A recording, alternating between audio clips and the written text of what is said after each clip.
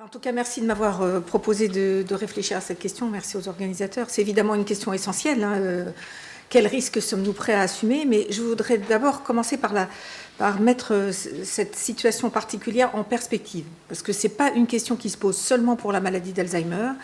Elle se pose pour toutes les maladies chroniques et graves. Et comme peut-être je l'ai compris ce matin, je cherche peut-être aussi moi-même à me rassurer. Et donc, je fais des comparaisons avec des choses que je connais. Dans les essais thérapeutiques de prévention de la maladie d'Alzheimer, il s'agit de corriger un marqueur, en l'occurrence une anomalie biologique. On peut même préciser, on veut réduire soit la production excessive ou augmenter l'élimination insuffisante du peptide amyloïde. Il n'y a pas que ça, mais partons de cette piste.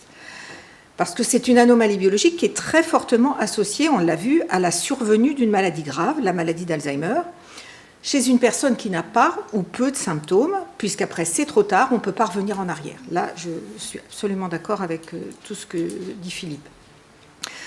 Mais en fait, c'est la même chose que de faire baisser la glycémie ou la pression artérielle, découverte, en général, cette hypertension artérielle ou ce diabète est découvert le plus souvent fortuitement, ou à l'occasion de symptômes minimes, chez des personnes qui se plaignent de rien, ou presque. Ça ne les fait pas souffrir d'avoir une glycémie à 1,50 g ou d'avoir une hypertension à 150/90. Ça ne fait pas de mal à qui que ce soit. Personne ne s'en rend compte. Donc on traite avec des médicaments qui ne sont pas nécessairement anodins, ni toujours très bien tolérés. Et on va les prendre pendant des années, des dizaines d'années. Bon, il y a les IEC qui font tousser, il y a les bêta-bloquants, sans parler de leur contre-indications formelles comme l'asthme, qui peuvent donner des effets très indésirables, une fatigue, une impuissance. Et on a vu plus récemment le problème du Mediator, qui était un nouveau médicament dans le diabète. Alors, le traitement du diabète ou de l'hypertension date de plus de 50 ans. On en est à la Xème génération d'antidiabétiques et d'antihypertenseurs. On a du recul, on les a bien améliorés. On a fait des progrès considérables. Pour autant, les traitements sans inconvénients sont rares, voire inexistants, alors que ce ne sont pas les chiffres élevés de glycémie ou de pression artérielle qui rendent malade au sens du ressenti, tout comme ce n'est pas l'ApoE4 ou même les plaques amyloïdes visibles sur la tête ou la baisse d'A-bêta dans le liquide cérébrospinal qui donnent des symptômes. Ce sont leurs complications des années après. Et ce sont des complications statistiques. Ce n'est pas certain à 100%, c'est très fortement associé, mais ce n'est pas certain qu'on développera la maladie. Je parle bien du diabète et de l'hypertension. Les complications qu'on prévient de façon très significative, mais pas à 100% pour le diabète et l'hypertension artérielle, c'est par exemple l'infarctus du myocarde, là ça rend vraiment malade, les accidents vasculaires cérébraux, la cécité, la gangrène. Mais c'est elle-même des complications de l'artériopathie des gros et des petits vaisseaux. Donc on a suivi un grand nombre d'étapes. Bien entendu, personne ne remet en cause ces traitements qui ont un impact bénéfique majeur en termes de santé publique, alors qu'à l'échelon individuel, le pire n'est jamais certain. Alors, par cette perspective, ça peut paraître étonnant qu'une intervention très en amont des symptômes de la maladie d'Alzheimer soulève de telles questions et de telles résistances bien plus importantes que pour les autres maladies chroniques et graves. Bon, j'ai pris celle-là parce que je les connaissais un petit peu mieux, mais je pense que c'est un peu pareil dans le domaine de la rhumatologie ou d'autres. Alors, cela étant dit, on ne peut évidemment pas accepter n'importe quoi, n'importe quel risque ou effet secondaire des médicaments. C'est vrai dans la prévention, par exemple la prévention des complications, de l'hyperglycémie ou de l'hypertension, donc du diabète, pour reprendre le même exemple. Mais c'est aussi vrai pour le traitement des maladies elles-mêmes. Si les effets indésirables sont pires que les symptômes, on va se passer des médicaments. Pour prendre un autre exemple beaucoup moins grave, on sait combien les masques respiratoires de pression positive continue sont efficaces dans l'apnée du sommeil.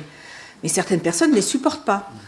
Bon, et il vaut mieux s'en passer plutôt que d'en perdre le sommeil, même si on sait que l'apnée donne une somnolence diurne, des céphalées, une fatigue, des troubles de mémoire et attentionnels, et qu'elle est associée à des complications graves, cardiaques et vasculaires notamment. Alors, c'est vrai qu'on est au début des traitements, qu'il y a encore des incertitudes sur les effets à long terme de ces traitements. Mais il a bien fallu en passer par là pour tous les traitements dont on dispose. Et c'est comme ça qu'on avance. Et on est quand même, on a bien progressé dans la surveillance des traitements, enfin les essais de phase 4, comme on dit, des médicaments qui sont déjà sur le marché. Et cette surveillance est quand même beaucoup plus efficace, même si elle n'est pas parfaite. Bon, alors je vais quand même prendre la question au sens où je pense elle était posée. Il y a d'autres sens à cette question des risques. Et effectivement, il y a plusieurs types de risques à proposer un traitement préventif dans la maladie d'Alzheimer. Le premier, c'est de faire entrer, c'est aussi un peu ce qu'a dit Philippe, la personne dans la maladie, même si elle ne s'exprime pas. Le risque de parler de soi ou de la personne concernée comme d'un patient, un malade qui s'ignore, avec toute la stigmatisation qui en résulte, de se gâcher la vie en pensant à un avenir sombre. Il faut savoir que les personnes visées par ces essais sont quand même en général des personnes à risque et que bien souvent, elles ont depuis longtemps envisagé ce risque qui peut même évidemment par lui-même être angoissant et déprimant. Et ça peut être un soulagement que de se dire je fais quelque chose. De toute façon, les gens viennent toujours volontairement. On s'assure toujours qu'il n'y a pas de pression. C'est la personne elle-même qui décide. Participer à un essai thérapeutique est souvent vécu comme valorisant, gratifiant. Ça donne du sens à une potentielle maladie familiale, enfin au sens large, l'agrégation familiale, même s'il n'y a aucune mutation qui est trouvée.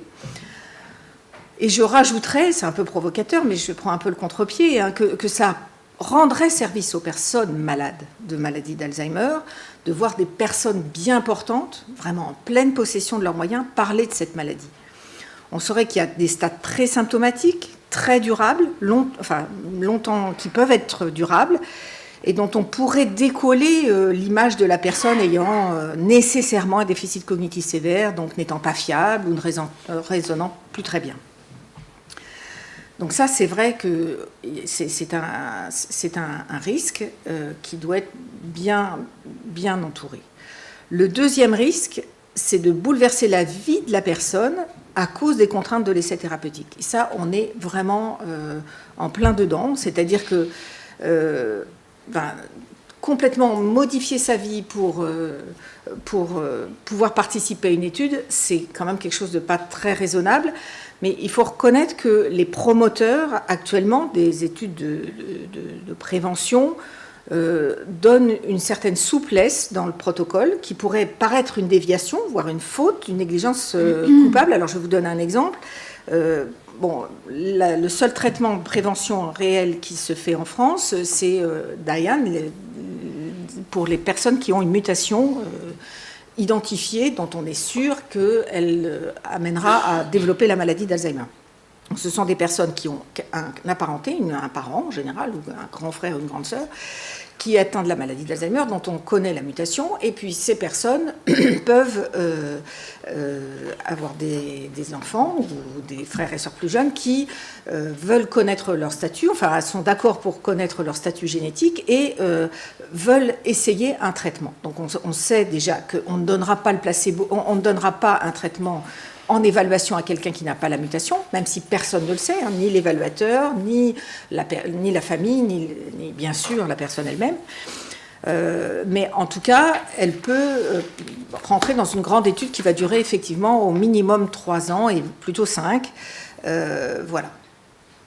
Si les promoteurs se sont arrangés pour que les examens aient lieu en dehors des heures ouvrables, c'est-à-dire n'empêche pas l'activité professionnelle, ne gâche pas la vie familiale, évite au maximum les déplacements. Donc ce sont les infirmières qui viennent faire les injections à domicile et éventuellement tard le soir quand les enfants sont couchés. Enfin, vraiment, il y a quand même une vraie prise en considération de la vie des patients, enfin des patients, vous voyez comme je me trompe. C'est pas un patient, c'est une personne qui participe à un essai thérapeutique de prévention. Et il nous laisse quand même une certaine latitude, c'est-à-dire qu'on ne fait pas revenir de vacances pour l'IRM qui est prévu entre 2 injections, une personne qui participe à cette étude. Et ça, j'ai trouvé que c'était quand même assez sympathique d'avoir cette intelligence et cette attention auprès des participants. Alors, par contre, il faut reconnaître que l'investigateur est obligé de signer un papier en disant « je reconnais faire une déviation par rapport au protocole » et ce n'est pas très agréable de faire volontairement une faute alors qu'on est quand même un petit peu programmé pour faire les choses vraiment dans les clous, et là on dépasse un peu les clous.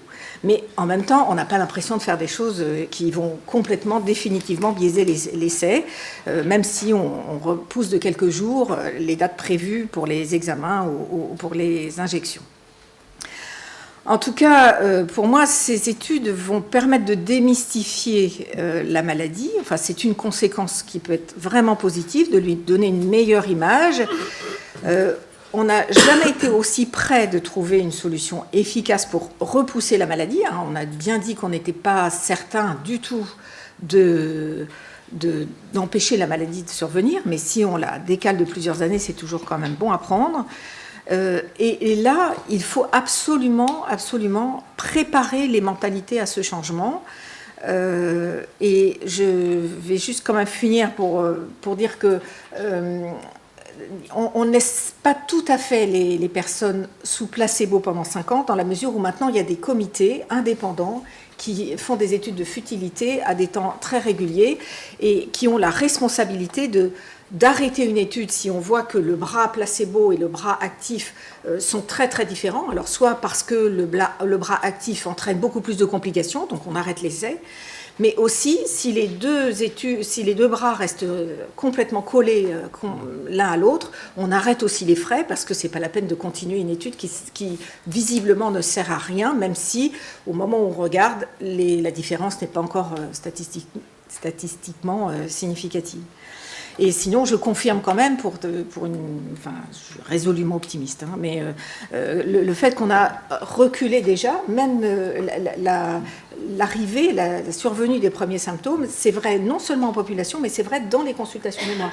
Et sur le suivi depuis 15 ans, des personnes qui viennent consulter au centre mémoire, on a vu un écart de 2 ans, ce qui est quand même énorme. Les personnes n'arrivent pas à un stade plus précoce. Elles arrivent au même stade de gravité qu'avant, à la première visite, mais elles arrivent 2 ans plus tard et effectivement, elles sont mieux éduquées. Voilà, je m'arrête là. Merci. Merci.